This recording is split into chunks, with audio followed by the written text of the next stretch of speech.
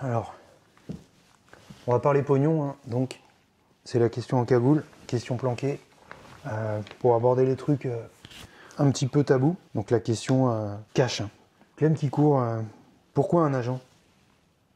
Oh, ouais. Non, un Je vais agent. rester anonyme, moi. Parce que. Pourquoi? Parce que déjà, moi j'étais à l'île Maurice. Je me suis dit, je suis tellement loin du game. Et Ouais. comment je vais faire? Tu Ah, vois? ouais. Sérieux, c'est pour ça, vraiment? Vraiment, moi, à la prime abord, en plus, au début, je savais pas vraiment tout ce que ça pouvait m'apporter. J'ai juste compris que la vie, c'est du réseau. Il faut avoir les bons contacts. Et comment je me fais des contacts quand tu habites dans l'océan Indien et que l'argent, il est ici. Ouais.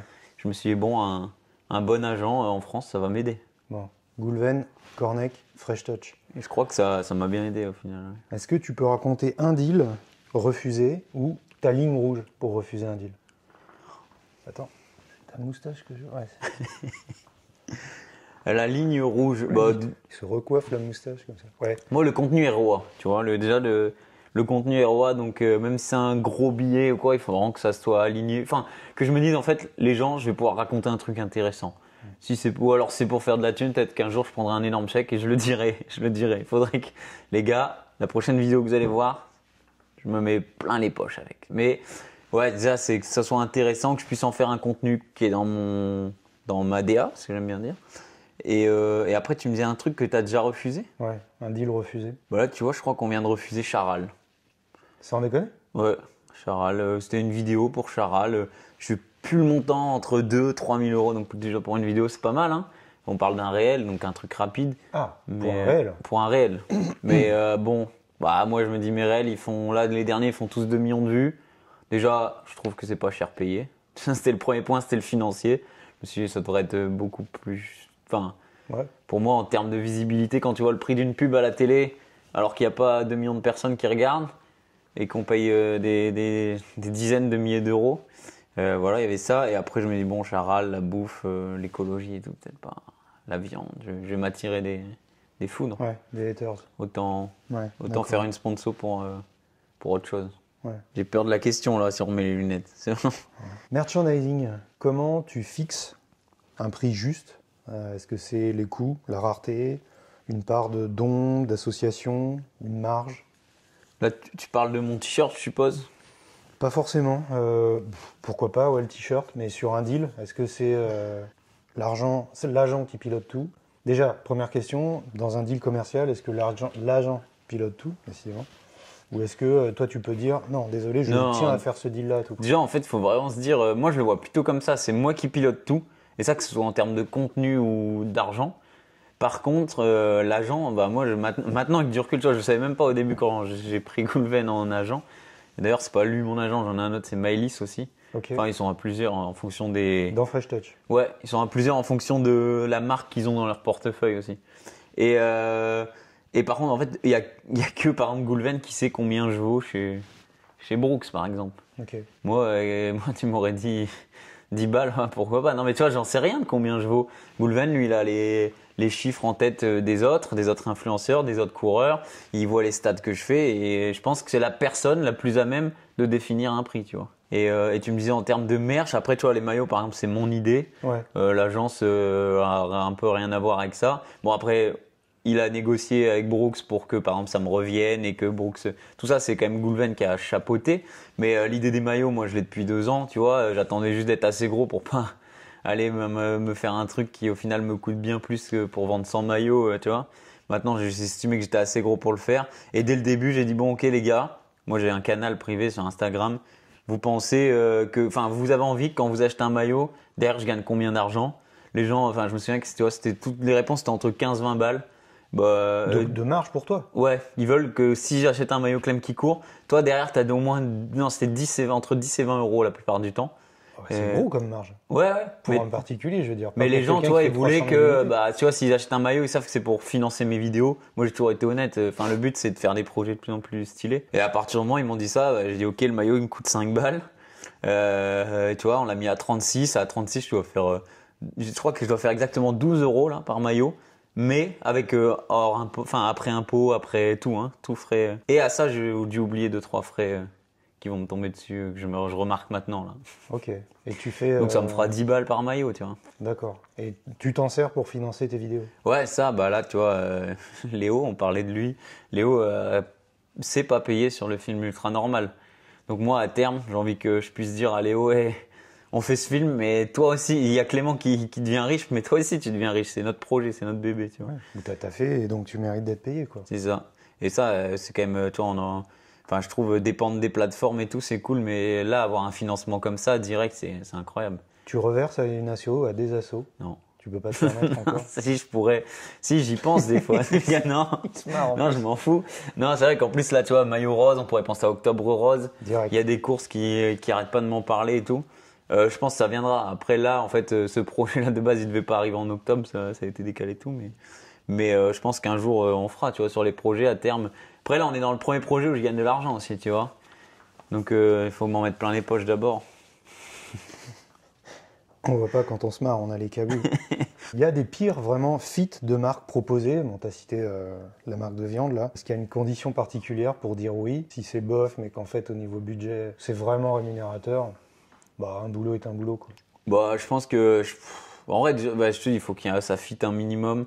Et après, j'apprends. Hein, et tu vois, dans les collabs que j'ai pu faire, je me suis rendu compte, en fait, des fois, ça paye bien, ça a l'air bien sur le papier, mais en fait, humainement, enfin, c'est pas humainement, mais c'est trop la galère au moment de faire le projet. Et moi, ce qu'on voit pas, c'est que je suis un mec hyper anxieux quand même dans la vie, et faire des dizaines d'allers-retours et devoir remodifier et tout. En fait, à la fin, ça me bouffe plein de temps. Et tu vois, il y a eu des collabs là dans le passé où je me suis dit, putain, c'était bien, on s'est fait de l'argent, mais plus jamais. Ouais. En fait, je préférerais. Il y a même des collabs là récemment où je me suis dit, il y a tellement d'allers-retours que j'ai envie d'envoyer chier, quoi. Tu vois, j'ai envie de. En fait, au bout d'un moment, moi, ce qui avant tout, c'est vraiment que les gens aiment ce que je fais, tu vois. Enfin, et au bout d'un moment, quand la marque te demande 15 000 changements et que ça perd le truc que j'ai créé, tu vois, que j'ai écrit, bah.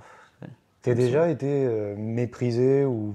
Pas méprisé. Ou à l'inverse, trop mis sur un piédestal quand on est dans une collab avec toi?